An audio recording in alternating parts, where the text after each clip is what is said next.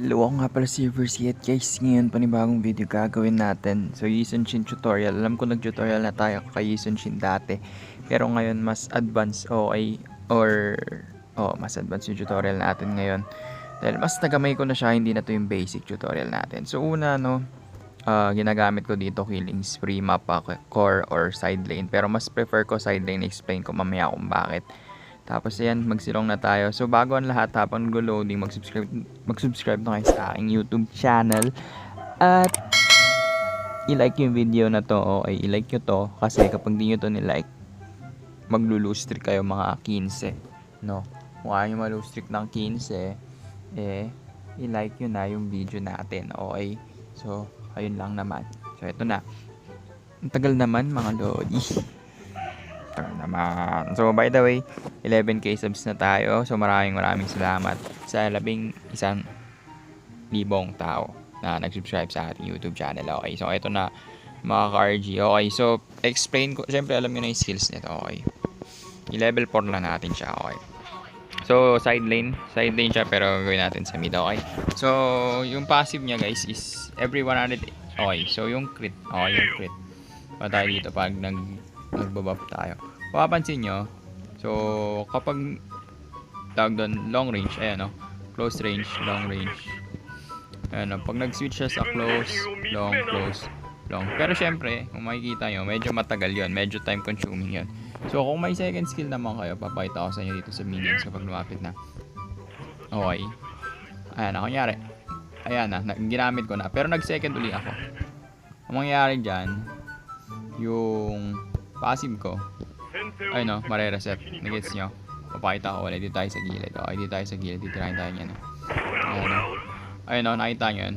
Nagre-reset siya. Okay, nagre-reset siya. Pero para mas makita nyo. Okay, kung mapapansin nyo, tagal ng second natin. Mapapansin nyo, ayan. So, long range tayo. Okay, long range. Long range, wala nang damage.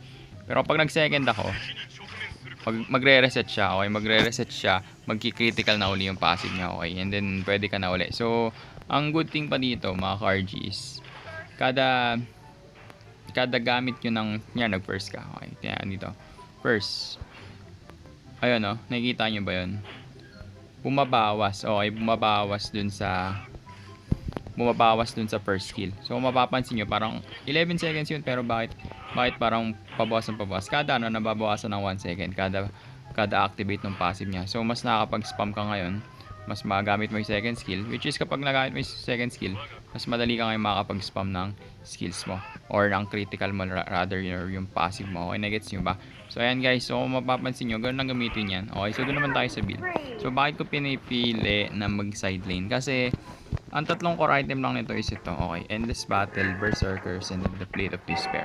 Tapos syempre itong hindi swift which na gamit ko dito is the Magic Shoes para spam na tayo ng spam ng ultimate. Okay? Okay, so kunyari meron tayong tatlong item na to, may dalawa pa tayong slot. So, ang slot na ilalagay natin doon is yung 4th or 5th build natin is the King's Wings.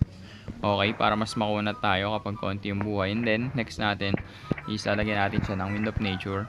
Okay, para mas kumunat siya, of course. And then at the same time, may life steal din. Kasi may immune siya sa mga basic attack for 2 seconds eh. Okay, so ganoon lang. Okay, so yung mga nakalimutan ko sabihin noon kasi hindi pa kung masyadong gamay. So yung tinuro ko lang nun is mga basic. And then lastly, okay, wala pa tayong 3 minutes. Pero tingnan natin kung pagka 3 minutes yan, dapat may lalabas yan. Okay, sakto tayo dito. Okay, so may lumabas na kaagad na Subway Surfer. Okay, so meron na siyang ganito. So yan yung isa sa mga pinakamalupit dyan. And aside from that, pwede mo pa yung ipalibag. Okay, pwede mo pang ipalibag yan, which is may stun effect. Ayun, no? And burst din yung damage nun, or burst yung effect nun. So kung mapapansin nyo, pwedeng mag-stun yun ng 2 or 3 tao. Okay? So ayun, sana gusto yung video natin. Hanggang sa muli, ako si Reverse Guy para sa mga aspiring Shin users dyan. Ito yung favorite ni Wise kung di ako nagkakamali. So kung idol nyo si Wise, gamitin nyo na to. Okay? So uli, hanggang sa muli, ako si Reverse Guy. Like, comment, and subscribe. This is an advanced tutorial for Shin. Booyah!